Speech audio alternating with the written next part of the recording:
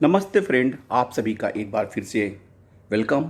और मैं उम्मीद करता हूं कि आप सभी लोग स्वस्थ होंगे। फ्रेंड्स, कल सोशल मीडिया पे एक पत्र भारतीय मजदूर संघ द्वारा एआईबीपीआरसी के श्री के वी आचार्य जी को एड्रेस करते हुए लिखा गया था। जाहिर है कि उस पत्र में bank pension updation, bank pensioners के ग्रीवांसेस के बारे में ही लिखा था। उस कंटेंट्स को पढ़ने के पहले या बताने के पहले मैंने सोचा कि क्यों ना श्री गिरीश आचार्य जी, आदरणीय गिरीश आचार्य जी को एक मैसेज डाल के पूछते हैं कि क्या उम्मीद है पेंशन अपडेशन की, बैंक रिटायरीज के ग्रीवांसेस की, लाइक मेडिकल इंश्योरेंस की। और जो अनएक्सपेक्टेड, मैं उम्मीद नहीं करता था कि इतनी जल्दी जवाब आएगा, लेकिन आचार्य जी ने उसको जवाब दिया। वो आर्या जी ने जवाब दिया, लिखा, we are trying to get this issue resolved at our best level. यानी कि भारतीय मजदूर संघ की तरफ से पूरे प्रयास किए जा रहे हैं ताकि बैंक रिटायरीज के इश्यूज जल्द से जल्द रिजॉल्व हो जाए। पत्र में क्या था मैं उसको भी आपसे शेयर करता हूं। Shri K V Acharya ji and Shri Subrata Sarkar ji, president and general secretary AIBPRC को एड्रेस करते हुए लिखा गया, hope this letter finds you in good health and spirit. We acknowledge receipt of your letter 12th May 25 and I express my heartfelt thanks to you for your good wishes. At the outset, we regret our delay in replying your letter due to the some unavoidable circumstances beyond our control. यानी कि जो पत्र 12 मई को लिखा गया था उसका जवाब देने में उन्होंने जो देरी हुई है उसके लिए रिग्रेट किया। द एग्जिस्टिंग, हालांकि ये सच है कि बैंक रिटायरीज पेंशन रेगुलेशन के 35(1) और 56(1) में के भंवर जाल में फंस के रह गया है। अगर कोई उबारना भी चाहता है भारतीय मजदूर संघ, तो यूएफबीओ जो लीडरशिप है वो उन्हें टांग पकड़ के खींच लेती है और फिर हम जैसे कि तैसे के पोजीशन में आ जाते हैं। The existing lull among pensioners is not new, but it has become normal for the banking industry in existing dispensation. There was never any effort to take pension issues to the RBI footsteps. No proper clarification be found why the responsible unions distanced from the agreed and the admitted terms given in settlement dated 29th October 95. The decision of 26 March 94 of Small Committee and Class 35(1) of Pension Regulation 95. The unions, particularly big ones, which are parties in settlements decision and who have been determining the wages and service condition of the bankmen, did not take any stand against the contempt of their own settlements, understanding over time. Today it has become the normal. वो union जो pension regulation के draft में small committee के members में, मतलब भाग लेने वाली कंपनियां किस तरह अपने इस एग्रीमेंट सेटलमेंट को आगे करने के लिए पेंशन अपडेशन का दूर भाग रही हैं, क्योंकि वो उसके इफेक्टिव मेंबर्स थे। उसके बावजूद भी वो पेंशन रेगुलेशन को हमेशा कहते हैं कि उसमें कोई क्लॉज ही नहीं है। The trend was never effectively resisted by the pensioner and their representatives. They continued hobnobbing with the working unions. Perhaps they were in hope that the problems would sooner or later be resolved. As the fact is, small working unions have never been in an effective role.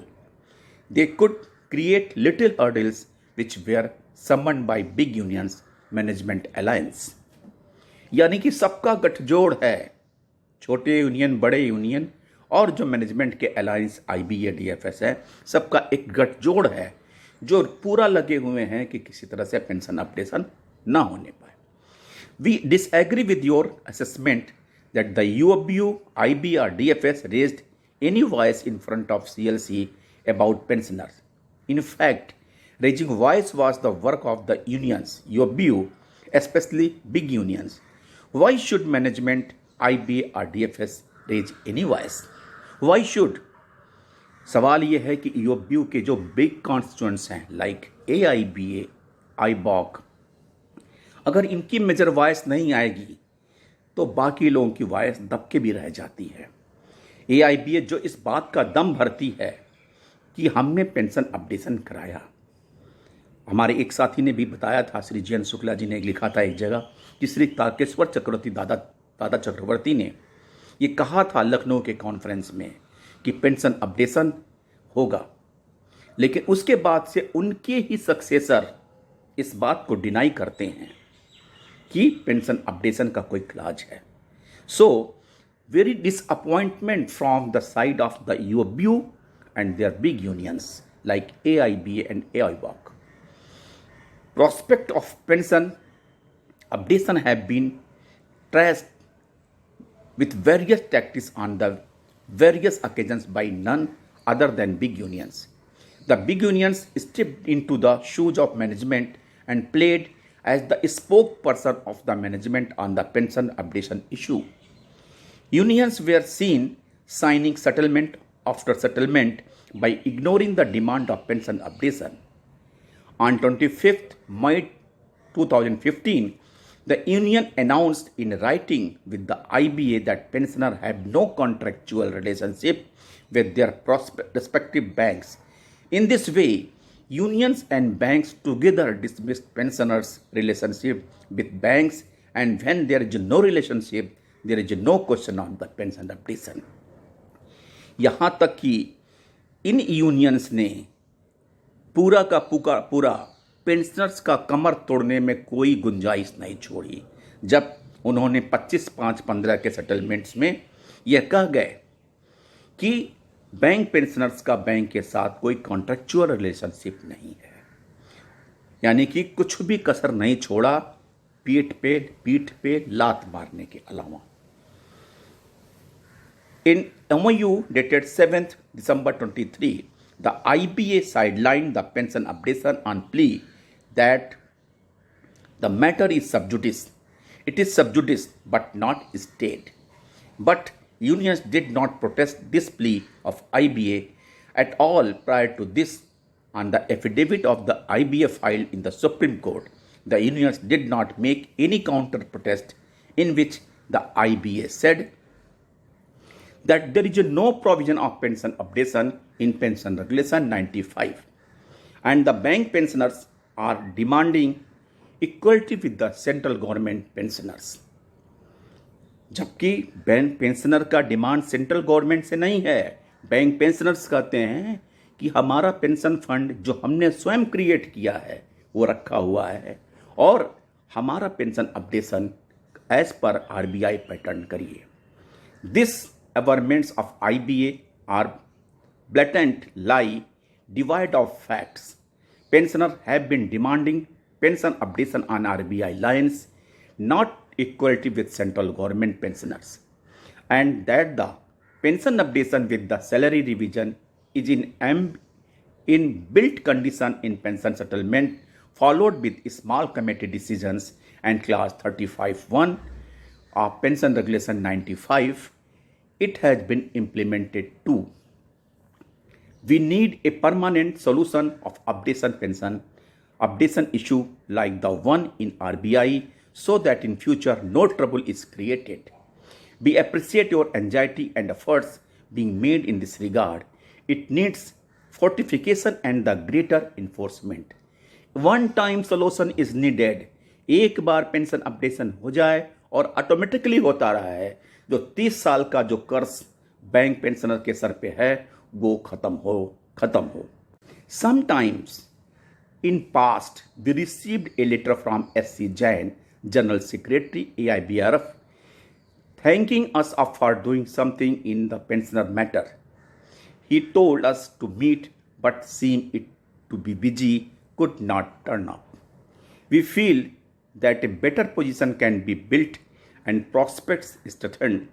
If some coordinated and unified efforts are made, we may be able to serve the cause of suffering pensioner fraternity. If AIBRF, AIBPRC coordinate with us, you are associated with us, but still much more is needed than this formal approach. यानी कि जो हमारे bank organisation retiree हैं वो आपस में एक हो गए ज्वाइंट कोऑर्डिनेट करके अगर बीएमएस के साथ आगे बढ़ें तो शायद इस प्रॉब्लम का परमानेंट रेजोल्यूशन हो सके. We at BMS are committed to help bank pensioners who are in their advanced age facing ailments and have done great service to nation and people to build giant banking institutions.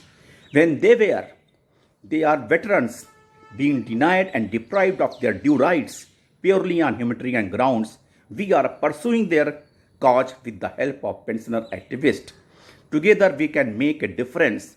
BMS is always ready to respond wholeheartedly for any help and assistance to attain the ultimate goal. We are endorsing a copy of this letter to AIBRF General Secretary, requesting him to come forward with large heart. We are out of Sir Pensioner. We should not make ourselves victims of our personal egos. Pensioners' well-being is ultimate objective of us all. We must work keeping this object in mind as guiding principle of our endeavors. May we unite and work together to accomplish with the fair and the righteous. I wish you all the very best on the eve of your governing body meeting to have fruitful and the constructive deliberations. Kindly convey my best wishes and regards to you and entire team. BMS का प्रयास कितना सार्थक होगा ये तो समय बताएगा, लेकिन प्रयास हो रहा है. अगर हमारे टांग खींचने वाले लैंग पुलिंग करने वाले ईओबीयू के लीडरशिप हमें कोऑर्डिनेट करें तो शायद ये प्रॉब्लम उतनी बड़ी नहीं है जितना कि ये 30 साल से बना दिया गया है. बीएमएस का ये ऑफर कि एआईबीआरएफ, एआईबीपीआरसी आगे आए, फॉर्मल अप्रोच के बजाय बिगरस एफर्ट्स के साथ जॉइंटली कोऑर्डिनेट करें तो शायद हम ज़्यादा से ज़्यादा इफेक्टिव होंगे और उसका रिजल्ट आएगा. क्योंकि यूबीओ के लीडरशिप से पॉजिटिव एक्सपेक्ट करना डिफ़िकल्ट है, लेकिन जो हमारे रिटायरीज ऑर्गेनाइजेशन हैं अलॉन्ग विद बीएमएस मिलके अगर नॉकिंग करेगी तो शायद हमें लगता है ये प्रॉब्लम रिजॉल्व होने में टाइम नहीं लगेगा. थैंक यू फ्रेंड्स, नमस्ते.